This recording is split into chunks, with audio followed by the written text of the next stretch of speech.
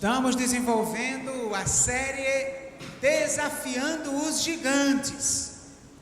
E temos trabalhado sobre alguns gigantes que atormentam nossa vida, nossa caminhada, nosso crescimento. O primeiro dia nós falamos sobre o medo.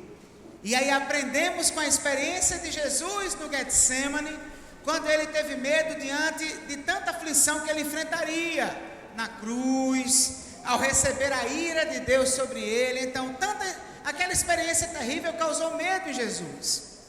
Na quarta passada nós falamos sobre um outro gigante, que foi a tentação sexual, especificamente um gigante gigantesco. E aprendemos com a experiência de um dos filhos de Davi, o Aminon, que foi tentado e cometeu vários erros, e a irmã dele, a Tamar, também cometeu vários erros, e aí eles terminaram experimentando consequências drásticas. Ele foi morto, ela ficou com a vida destruída, o rei Davi passou anos pranteando a morte do seu filho. Então, quando a gente peca, não é apenas a gente que sofre, mas todos que estão ao nosso redor. Hoje nós vamos falar sobre um terceiro gigante. Hoje nós vamos falar sobre a dor, sobre o sofrimento. E eu queria pedir que você acompanhasse a leitura aí na sua Bíblia, por favor. Se porventura você vai acessar a Bíblia no dispositivo eletrônico, você que está em casa, se quiser escolher a versão para ficar igual com a minha, eu vou ler a NVI, Nova Versão Internacional. Assim diz a palavra do nosso Deus: considero que os nossos sofrimentos atuais não podem ser comparados com a glória que em nós será revelada. A natureza criada aguarda com grande expectativa que os filhos de Deus sejam revelados, pois ela foi submetida à inutilidade, não pela sua própria escolha, mas por causa da vontade daquele que a sujeitou, na esperança de que a própria natureza criada será libertada da escravidão, da decadência em que se encontra, recebendo a gloriosa liberdade dos filhos de Deus. Sabemos que toda a natureza criada geme até agora, como em dores de parto. E não só isso, mas nós mesmos, que temos os primeiros frutos do Espírito, gememos interiormente, esperando ansiosamente nossa adoção como filhos, a redenção do nosso corpo, pois nessa esperança fomos salvos. Mas esperança que se vê não é esperança. Quem espera por aquilo que está vendo? Mas se esperamos o que ainda não vemos, aguardamo-lo pacientemente. Da mesma forma, o Espírito nos ajuda em nossa fraqueza, pois não sabemos como orar, mas o próprio Espírito intercede por nós com gemidos inexprimíveis. E aquele que sonda os corações conhece a intenção do Espírito, porque o Espírito intercede pelos santos de acordo com a vontade de Deus. Sabemos que Deus age em todas as coisas para o bem daqueles que o amam, dos que foram chamados de acordo com o seu propósito. Pois aqueles que de antemão conheceu, também os predestinou para serem conformes à imagem de seu Filho, a fim de que ele seja o primogênito entre muitos irmãos. E aos que predestinou, também chamou. Aos que chamou, também justificou. Aos que justificou, também glorificou. Nós nos limitaremos a ler até o versículo 30, tá? A referência ali está até o 39, mas foi um errozinho de comunicação, é até o versículo 30. Então, querido, eu queria pedir que nesse instante, você se unisse comigo numa oração. E assim, a irmã Ruth já orou pela mensagem, pedindo para Deus me usar, mas eu também preciso fazer isso nessa hora, porque só eu sei o quanto eu sou incapaz para fazer isso aqui, o quanto eu não tenho a dizer para vocês. Afinal de contas, também eu tenho certeza que você não saiu da sua casa interessado no que eu tenho para dizer. Você veio para cá querendo ouvir Deus. Amém? Só que para Deus falar, eu preciso me colocar na dependência do Espírito dele em oração, e queria que você também aí no seu coração pedisse para você ser capaz de ouvir o que Deus tem a lhe dizer nessa noite. Portanto, feche seus olhos, curve sua cabeça. e vamos orar nesse instante. Senhor, nosso Deus e Pai, o Senhor sabe bem que eu dependo exclusivamente do Senhor. Pai, eu fui preparado numa escola teológica, Senhor, para aprender a interpretar a Tua palavra e pregar, mas, Senhor, ainda assim eu sou humano, ainda assim eu posso falhar.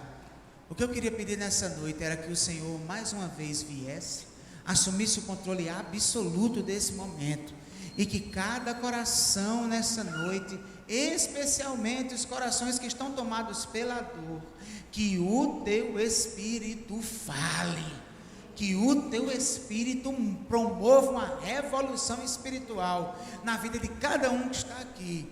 É o que eu te peço, Senhor, em nome de Jesus. Amém. Quando eu tinha 13 anos, há um bom tempo atrás, eu tinha um colega da escola, e esse colega morreu atropelado. Foi a primeira vez na minha vida que eu tive que lidar com a morte de alguém de fato próximo, né? Até então eu nunca tinha perdido um avô, uma avó, não tinha vivido essa experiência. Foi pela primeira vez que eu me dei de cara com a morte, e a experiência foi uma experiência muito difícil, especialmente ver a dor da família desse menino, e mais especialmente ver a dor da mãe desse menino. Eu me lembro a cena no velório, eu me lembro ela urrando, e ela dizia: meu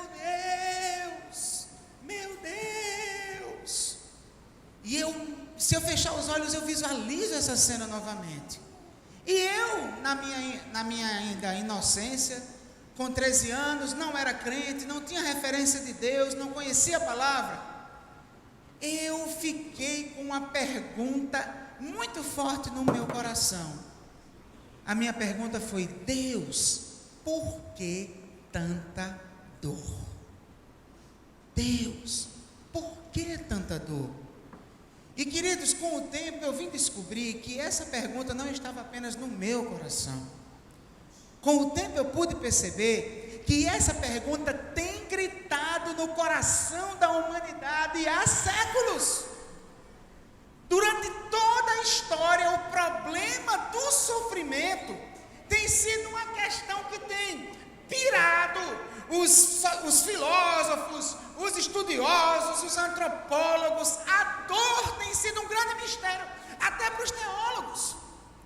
Um dos problemas mais críticos da filosofia e da teologia é chamado o problema do mal. Como é que um Deus tão bom e poderoso permite que o mal exista? E esse dilema tem atormentado muita gente. Queridos, quando Paulo escreveu a carta aos Romanos, ele estava escrevendo para uma igreja onde ele ainda não tinha pisado, não tinha ido. Por isso que ela é uma carta tão completa. O ensino de Romanos sobre a salvação, sobre o plano de Deus, é tão completo. Graças a Deus que tinha essa igreja que ele não tinha ido, e essa carta ficou para a gente, né? Mas o que acontece? Como Paulo ia fazer um panorama geral do agir de Deus, Paulo sabia que no coração dos crentes de Roma existia essa mesma pergunta. Existia esse mesmo dilema: por que tanta dor? Por que Deus permite a dor? Por que sofremos? E aí nessa parte que nós lemos aqui, é exatamente a parte em que Paulo vai elaborar a dor e nos ensinar preciosas lições, para que nós possamos, com a sabedoria de Deus, instruídos e fortalecidos pela palavra, enfrentar esse gigante que tantas e tantas vezes tem aparecido poderoso e ameaçado as nossas vidas. Então, você quer aprender sobre esse gigante nessa noite? Diga amém.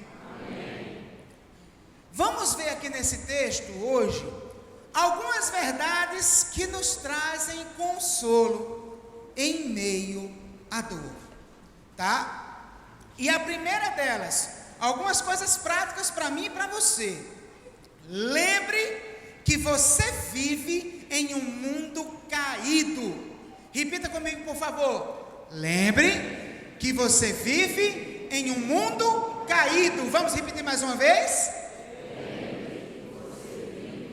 Em um mundo caído. Olha o que é que Paulo começa a dizer, meus queridos, no versículo 19. Olha só.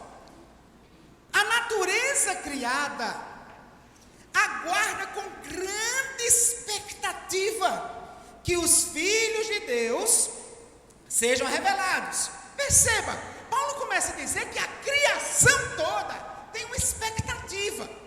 E essa expectativa é uma expectativa ardente, como quem está esperando algo acontecer, e que enquanto esse algo não aconteça, não há paz.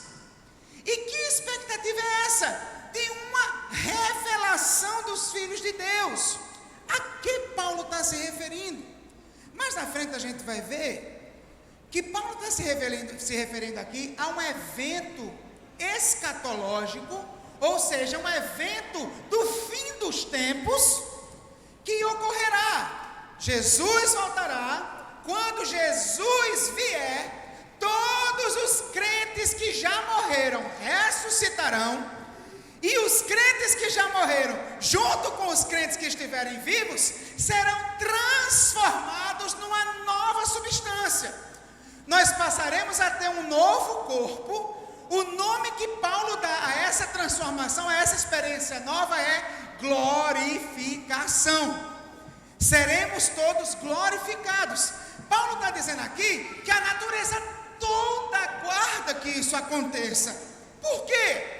Continuando os versos 20 e 21, ele vai dizer assim: pois ela foi submetida à inutilidade, não pela sua própria escolha, mas por causa da vontade daquele que a sujeitou, na esperança de que a própria natureza criada será libertada da escravidão, da decadência em que se encontra, recebendo a gloriosa liberdade dos filhos de Deus. O que Paulo está dizendo aqui? Paulo está dizendo que existe no coração de todos os seres criados uma sensação de inutilidade, ou de vaidade, ou de vazio. Essa sensação de vazio que existe no coração dos seres criados não é uma coisa que foi por escolha da natureza criada. Não foi eu e você que quis. Eu quero ter depressão, eu quero achar que está vazio. Não! O texto está dizendo que esse sentimento de vazio foi feito por aquele que a sujeitou. Quem foi que sujeitou a criação a esse sentimento do vazio? Você poderia dizer que seria Satanás, que seria o diabo, mas o contexto não permite isso. Quem sujeitou a criação a esse sentimento de vazio foi o próprio Deus. Para quê?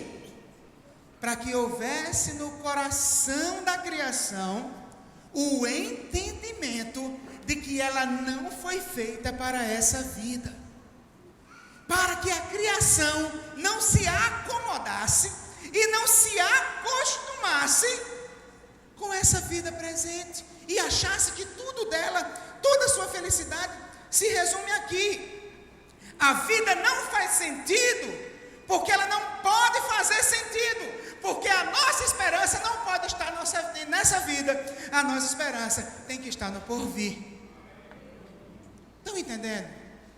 Estão percebendo? Não dá para um mundo cheio de pecado ser um mundo perfeito, querido. O mundo que a gente vive não é o projeto original de Deus. Não está tudo bem. Então, se alguém perguntar a você, está tudo bem, e você tiver vontade de dizer, não está, pode dizer, porque não está mesmo não. Não está tudo bem, está tudo errado. O pecado existe. E porque o pecado existe, maldade existe. E porque a maldade existe, pessoas agridem as outras, ofendem as outras, humilham as outras. Doença existe, morte existe, desespero existe. O mundo que nós vivemos é caído. Então, se você espera não ter nenhuma dor, nenhum sofrimento, nenhuma angústia, vá para a glória. Não dá para viver aqui sem sofrimento, querido. Não dá para viver aqui sem dor.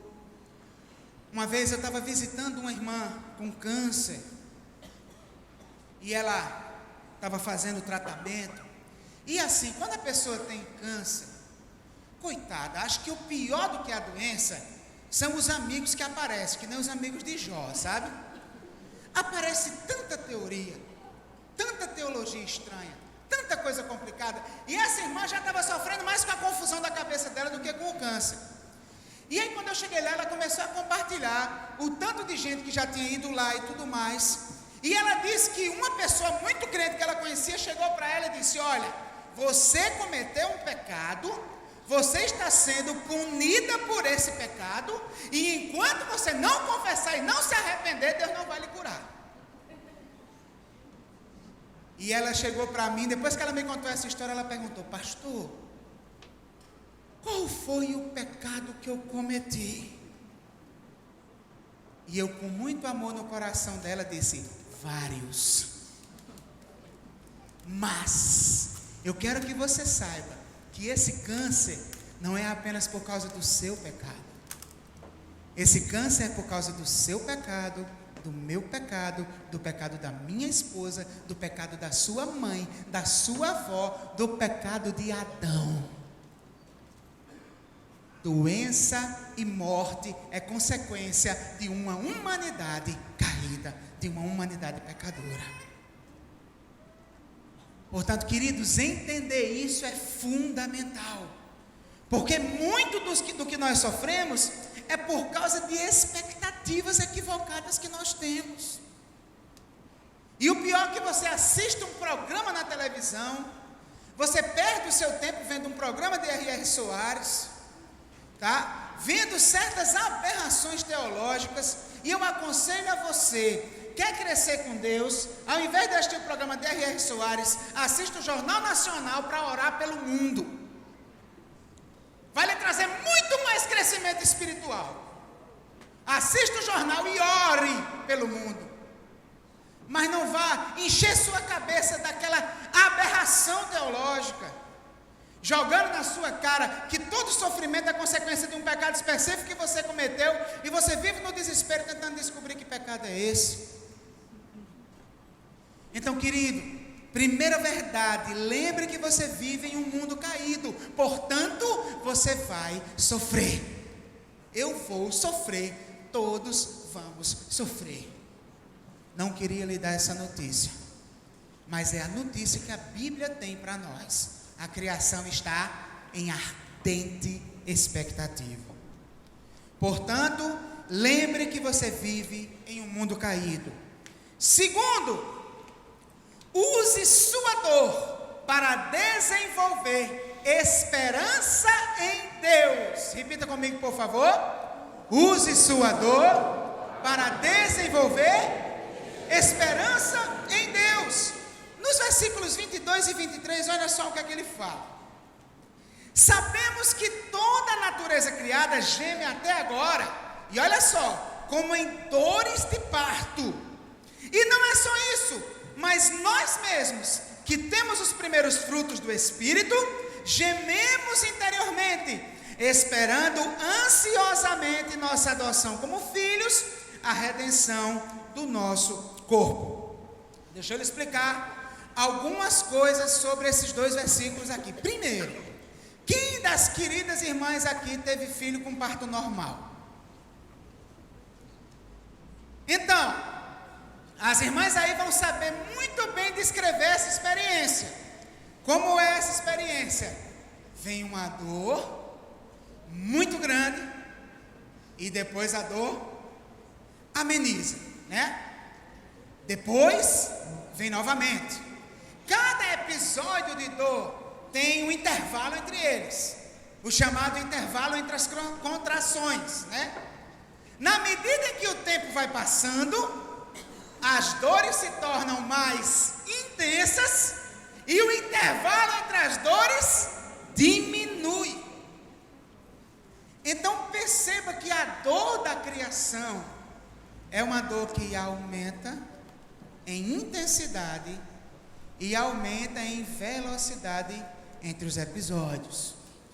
Então perceba, a outra notícia que eu estou dando de repente não seja muito boa para você, é que essa dor tende a crescer, porque as coisas no mundo tendem a piorar. Infelizmente, a perspectiva da Bíblia em relação ao futuro desse mundo não é otimista.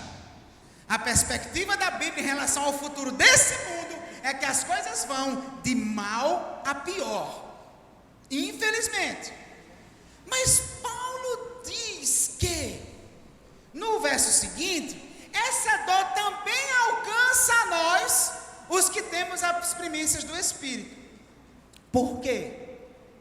Porque na medida em que essa dor nos alcança, nós passamos a ser desafiados a não depositar nossas esperanças na nossa vida, no que nós conseguimos fazer, no nosso dia a dia, no nosso emprego, na nossa família, nos nossos amigos, e somos desafiados a depositar a nossa esperança num futuro escatológico, num ato poderoso e soberano que o próprio Deus fará. Em outras palavras, Paulo está dizendo que a dor me ensina a confiar menos em mim e mais no que Deus faz. Quando eu sofro, isso revela a minha insignificância. Você quer ver uma experiência fantástica para lembrar quem você é? Esteja numa UTI, hospitalizado. Uma das coisas mais duras que eu já enfrentei foi uma cirurgia que eu precisei passar 12 horas na UTI, e uma enfermeira foi me dar um banho em cima da cama.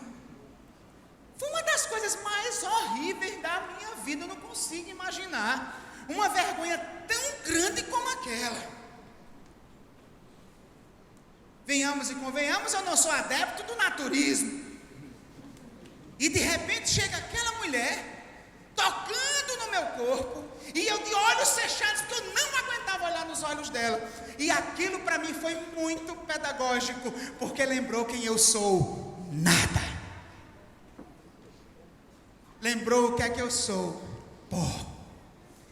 E aí olha só o que acontece, uma vez que eu tenho essa experiência de na dor confiar menos em mim e mais em Deus, depender menos dessa vida, do que está ao alcance da minha mão, do meu dinheiro, do meu trabalho, da minha inteligência, e passo a depender mais do poder de Deus, da sua ação cósmica, do seu plano maravilhoso, aí é que eu posso viver fé.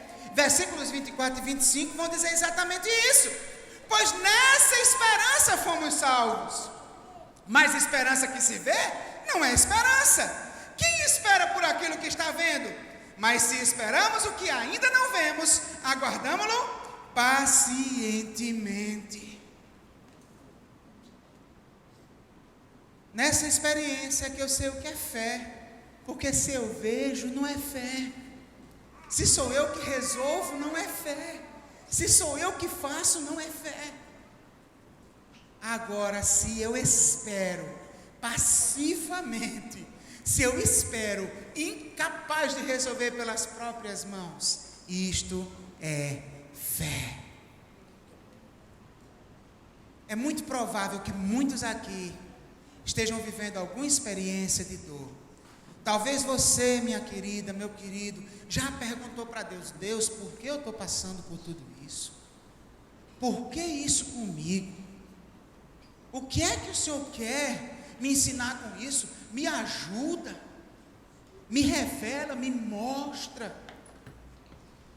E o que Deus quer lhe dizer nessa noite é: meu filho, minha filha, eu estou deixando você passar por essas coisas, eu estou permitindo essa dor na sua vida, para que eu deixe de ser parte da sua vida e passe a ser a sua vida.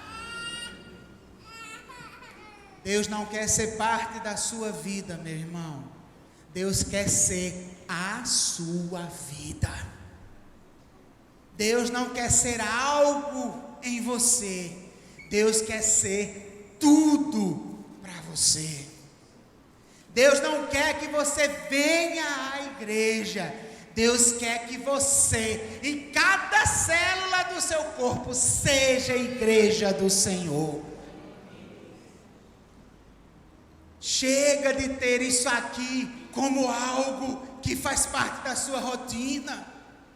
Chega de vir ao culto na quarta, vamos ver o que Deus tem para me dizer. No domingo, vamos ver o que Deus tem para me dizer.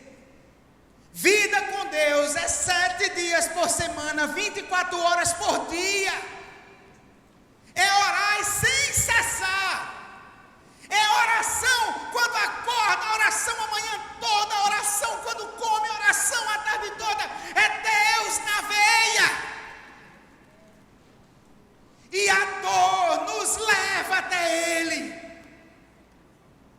É por isso que tem aquele ditado popular: quando você não vem pelo amor, você vem pela dor, né? Eu tenho para mim que tem um nível de profundidade com Deus que a gente só vem pela dor. Tem um nível de relacionamento que só a dor nos leva. E Deus está permitindo que você passe por essas coisas, para que a sua esperança não esteja em você, mas a sua esperança esteja em Deus. É Deus que tem poder para restaurar seu casamento. É Deus que tem poder para curar. É Deus que pode trazer seu filho de volta. É Deus, Ele, dependa dEle. Use sua dor para desenvolver esperança em Deus. Terceira coisa, desfrute da intercessão do Espírito Santo. Repita comigo, por favor. Desfrute da intercessão do Espírito Santo. Versículos 26 e 27, olha o que Paulo vai dizer para nós. Da mesma forma, o Espírito nos ajuda em nossa fraqueza, pois não sabemos como orar, mas o próprio Espírito intercede por nós com gemidos inexprimíveis. E aquele que sonda os corações conhece a intenção do Espírito, porque o Espírito intercede pelos santos de acordo com a vontade de Deus. Queridos, nessa experiência de dor, embora a gente seja empurrado pela dor a voltar-se para Deus, a lembrar de Deus, até quem não acredita em Deus na hora do desespero diz: ai meu Deus. Então, embora a dor tenha essa característica de nos empurrar para Deus, mas na hora de dor, às vezes a nossa cabeça está meio confusa, as ideias não se organizam muito bem, a nossa teologia ela é posta à prova, muitas convicções que nós tínhamos e defendíamos diante dos outros, na hora do estreito, como dizem nossos irmãos pentecostais, na hora da aflição, nessa hora essas convicções a gente termina até negociando, e isso se reflete nas nossas orações. Na hora da dor é o momento em que a gente menos sabe orar. A gente termina falando tanta besteira para Deus. Eu me lembro uma vez, numa enfermidade que eu tive no momento de dor, eu já contei isso aqui ano passado numa mensagem, mas no momento de dor, numa enfermidade que eu tinha, eu comecei a dizer: Deus, me ajuda aí, alivia aí, Deus. E nessa hora veio até um senso ridículo de justiça própria. Eu disse para Deus: Deus, eu sou um pastor, eu dedico a vida para a tua obra, me achando merecedor de alguma coisa, por uma coisa que de mim mesmo não vem, mas vem tudo de Deus. Mas nessa hora você começa a se achar alguma coisa, na esperança de que Deus, como negociador, veja a riqueza em você e diga: eu devo a Ele essa cura. E aí nessa hora foi assim, como Deus ouve besteira de nossos corações na hora da dor. Mas qual é o grande mistério da relação, da conexão com o Espírito Santo de Deus? É que o Espírito Santo de Deus sempre sabe qual é a vontade de Deus. Ele sempre sabe como você deveria orar. Ele sempre sabe o que você deveria dizer.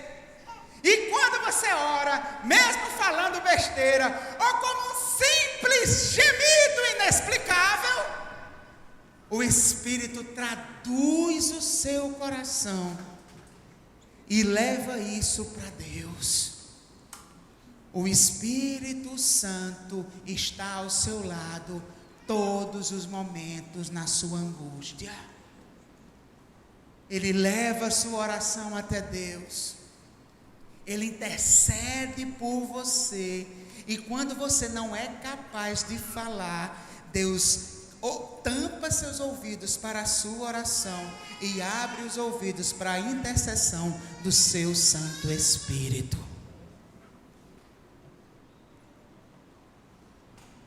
Meu querido, você nunca está sozinho.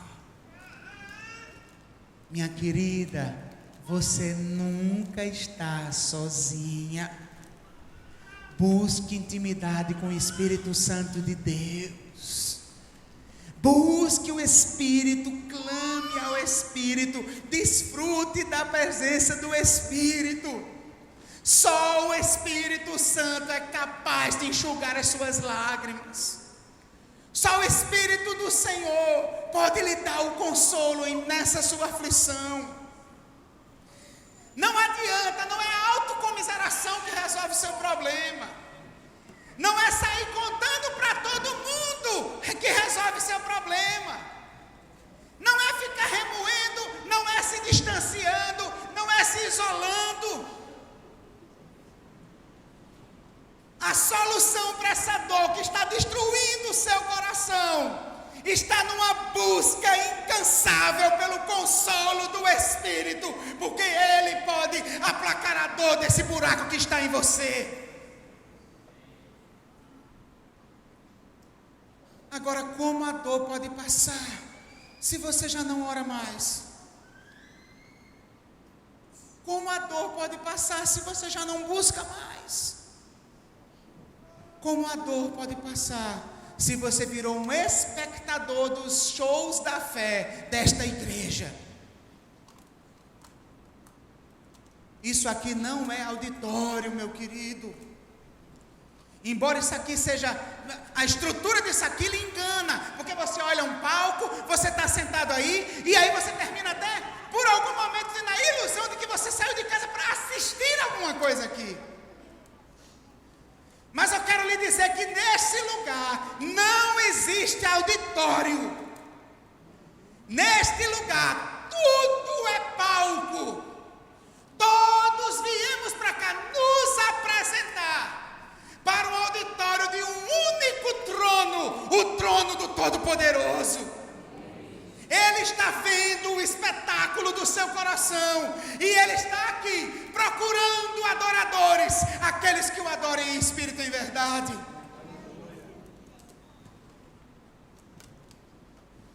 Portanto, querido, em nome de Jesus, chega de receber migalhas da espiritualidade dos outros. E é hora de você se derramar e buscar as suas experiências com o Espírito Santo de Deus. Você precisa disso. Só isso vai diminuir a sua dor. E por último, quero lembrar os 3 primeiros. O primeiro é: lembre que você vive em um mundo caído. Repita comigo, por favor. Lembre que você vive em um mundo caído. Segundo, use sua dor para desenvolver esperança em Deus. Use sua dor para desenvolver esperança em Deus. Terceiro, desfrute da intercessão do Espírito Santo. E por último, lembre que nada impedirá os propósitos de Deus. Lembre? Você crê nisso mesmo? Se você crê nisso, diga de novo: lembre que nada impedirá os propósitos de Deus. Vamos dizer juntos? Lembre que nada. irmãos, é um versículo emblemático nas Escrituras. E um versículo extremamente misterioso também. Porque Paulo está aqui falando num contexto de quê? De dor, de sofrimento, de angústia, de uma ardente expectativa. E aí, no meio dessa angústia, dessa dor toda que Paulo vem elaborando, aí ele faz a seguinte afirmação: sabemos que Deus age em todas as coisas para o bem daqueles que o amam, dos que foram chamados de acordo com o seu propósito. Como assim? Deus age em todas as coisas para o nosso bem. Todas as coisas canalizam para o nosso bem. Que mistério é esse? Porque como essa aflição que você está passando pode ser canalizada para o seu bem? Essa é uma dúvida tremenda em nossos corações. É difícil acreditar no que esse versículo diz na hora que o sofrimento bate à nossa porta. Mas o que Paulo quis dizer com isso? Os versos 29 e 30 vão nos explicar. Olha só. Pois, ou seja, pois, conjunção explicativa, né? A conclusão lógica da história aqui. Pois aquele que de antemão conheceu, também os predestinou para serem conformes à imagem de seu filho, a fim de que ele seja o primogênito entre muitos irmãos. E aos que predestinou, também chamou. Aos que chamou, também justificou. Aos que justificou, também glorificou. O que esse texto está dizendo? Preste atenção. Esse texto está dizendo que Deus nos conhecia de antemão. Deus não ficou lhe conhecendo no dia que você aceitou Jesus como seu Salvador. Deus também não ficou lhe conhecendo no dia que você nasceu. Você nasceu e Deus, muito prazer, Deus. Não. O texto diz que Deus nos conhecia de antemão. Lá em Efésios, chega a dizer que isso era antes da fundação do mundo. Deus já lhe conhecia antes da fundação do mundo. Aí o texto diz que esses que Deus conheceu, Ele predestinou. Ele decretou o destino dessas pessoas. Não é nesse sentido do destino absolutamente cada segundo da minha vida. A ideia aqui é que aqueles que Deus tinha conhecimento prévio, esses que Ele tinha conhecimento prévio, Ele os destinou para ser seus filhos, tá?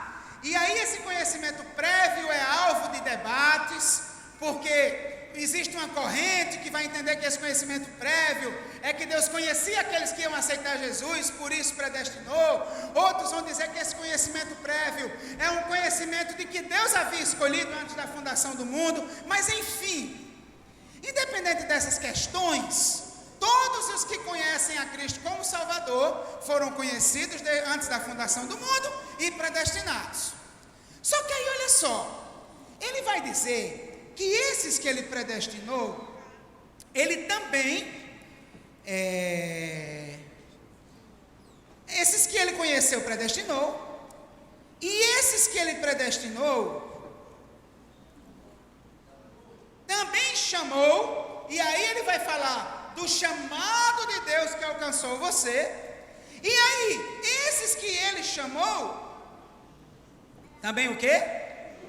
Justificou. Ou seja, em Cristo tiveram seus pecados perdoados e foram declarados justos diante de Deus, baseado não no seu mérito, mas na justiça de Cristo. E aí o que acontece? Esses que Ele justificou, Ele também o quê? Peraí, tem alguma coisa esquisita nesse texto. Porque veja só, Ele conheceu, o verbo está em que tempo? Passado. Tudo bem, Ele conheceu antes da fundação do mundo. Ele predestinou, o verbo está em que tempo? Passado, né? Por quê? Porque quando Ele conheceu, Ele predestinou. Isso foi há muitos séculos atrás, né? Ok, esses que Ele predestinou, Ele chamou. E isso aqui, o contexto, Paulo está falando dos crentes de Roma. Então, isso é aqueles que foram chamados e entregaram a vida a Jesus já. Então isso foi no passado também. E aí ele diz que esses que chamou, ele o quê?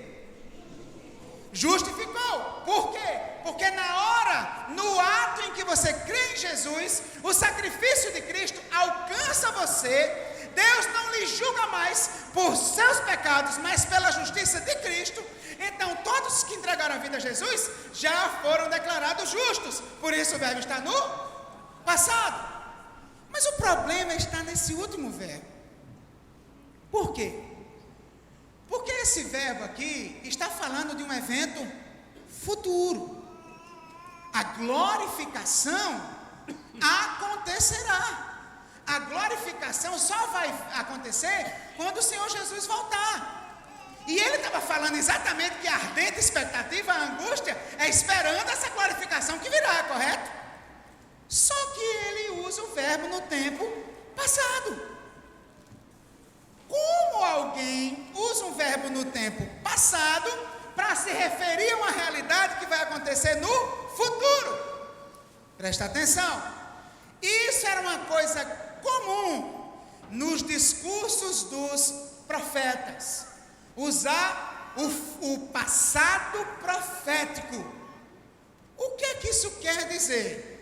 O passado profético, ele se refere a um evento do futuro, mas que é tão certo, tão garantido que acontecerá, que o profeta já fala considerando como se ele tivesse sido realizado. Eu serei glorificado, mas na fala de Paulo, ele já me glorificou. Por quê? Porque é certo, é garantido que eu serei glorificado. Em outras palavras, meu querido, minha querida, aqueles que Deus conheceu, predestinou, chamou, justificou, é impossível que eles não sejam glorificados. Em outras palavras, jamais a obra salvadora de Deus em Cristo na sua vida será interrompida por nenhum sofrimento, nenhuma dor que seja. Nada, por mais difícil, por mais que tenha feito você chorar, por mais angustiante que você esteja passando, tem o poder de impedir Deus de completar sua obra na sua vida. Aleluia! Nada! A dor que for, a angústia que for, o sofrimento que for, a calamidade que for, nada impedirá. Deus começou uma obra na sua vida e vai terminá-la em nome de Jesus. Ele vai terminar. Portanto, querido, essa é a nossa esperança. A gente precisa estar com o nosso foco nisso. Nós precisamos ser cristãos diferentes dessa maioria que quer porque quer viver uma perfeição agora. Isso não vai acontecer. Nós lutamos para ter a melhor vida hoje, na dependência de Deus, mas o nosso foco, a nossa esperança é na vida eterna, é na glorificação. Na hora que você vê que o negócio não se resolveu de jeito nenhum, ainda assim você pode descansar, porque no final tudo já está resolvido. Tudo já está resolvido. Agora, qual é o problema dessa questão? Deus não se acha na obrigação de nos explicar por que passamos por esses caminhos. E tem coisas que a gente nunca vai entender. Tem coisas que simplesmente, com o tempo a gente entende. Tem outras que a gente não entende nunca, só entenderá na glória, na eternidade. Mas ainda assim, a nossa garantia é essa. Portanto, meu irmão, guarde no seu coração o que eu vou lhe dizer agora. Para quem tem Deus, escute o que eu vou dizer. Para quem tem Deus, tudo sempre termina bem. Se ainda não está bem, é porque ainda não terminou. Para quem tem Deus, tudo sempre termina bem. Se ainda não está bem, é porque ainda não terminou. Olha, uma coisa para encerrar. Uma coisa que eu sofri muito, por muito tempo, foi em relação à morte do meu pai.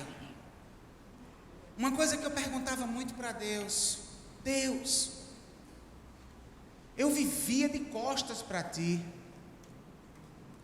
eu era um pecador de primeira categoria, eu era terrível, eu humilhava pessoas, eu era promíscuo, eu usava drogas, eu era beberrão, eu tinha uma vida completamente desregrada, desestruturada. Eu vivia tendo Deus como meu inimigo, de forma prática.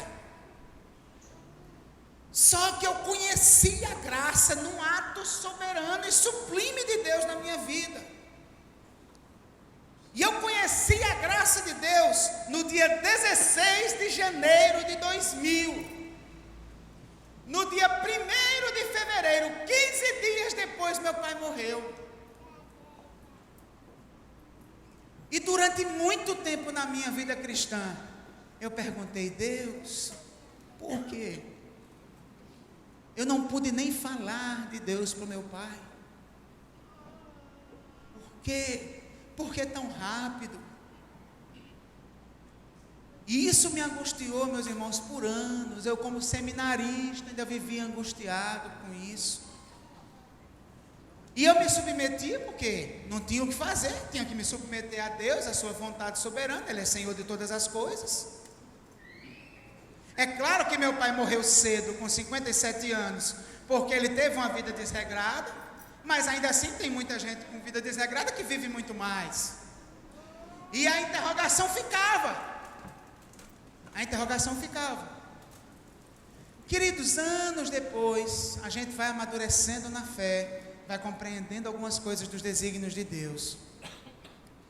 E Deus me trouxe à memória uma coisa que aconteceu, porque eu fui para a igreja, no dia que eu fui para a igreja e tomei decisão por Cristo, no dia seguinte ele viajou para o Recife para fazer a cirurgia, e daí eu não o vi mais. E quando eu cheguei, meu pai perguntou: estava onde, mano? Eu disse: não, eu fui para o culto numa igreja de crente. E ele disse: mas não está mudando de religião não, né? Aí eu disse: não, pai, que é isso? Me acovardei diante dele na hora. E aí ele foi, daí eu não o vi mais, ele partiu. A partida do meu pai colocou minha vida num buraco, eu não sabia para onde ir. E nessa hora foi quando eu fiquei parado e disse: Deus, o Senhor que vai me direcionar, que eu não sei mais nem o que é que eu vou fazer. E um mês depois, Deus me leva para passar 1 ano na Palavra da Vida, estudando a Bíblia. Lá eu recebo o meu chamado, e aí volto. Passo 1 ano servindo na igreja, no outro ano vou para o seminário. E Deus, a igreja de Jesus é absolutamente tudo para mim. Tudo. Eu fico me perguntando, se eu porventura não me acovardaria diante da pressão do meu pai. Eu fico me perguntando, se meu pai não tivesse morrido, se eu simplesmente não engrossaria a fileira daqueles que levantam a mão na igreja e depois voltam a ser o que eram antes. Queridos, embora eu tenha levantado a mão nesse dia, mas eu vim de fato entender a salvação dentro da sala de aula, estudando o livro de Levítico, a teologia dos sacrifícios, e ali foi que eu vim entender o que Jesus tinha feito por mim.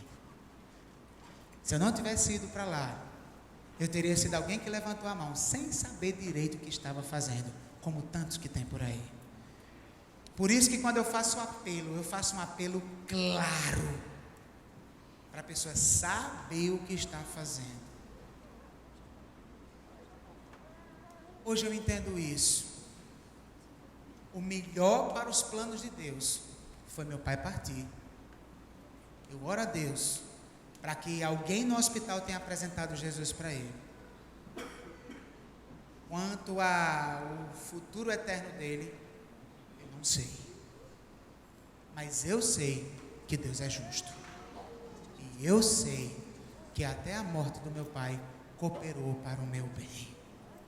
Cooperou para o bem de vocês. Que poderia dizer até que se ele não tivesse morrido, eu não estivesse hoje aqui pregando essa mensagem para a edificação de vocês. Poderia ser que vocês nunca tivessem nem me conhecido. Então, meu irmão, minha irmã, não questione os desígnios de Deus. Chore. Você tem todo o direito de chorar. Chorar é até bom. A Bíblia diz que o choro pode durar uma noite, mas a alegria vem pela manhã. Chorar é bom. Mas a melhor coisa para você fazer diante da dor, lembre que você vive num mundo caído. Use sua dor para desenvolver esperança em Deus. Desfrute da intercessão do Espírito Santo. E lembre que nada impedirá os propósitos de Deus. Por que Deus lhe trouxe aqui nessa noite para ouvir essa mensagem?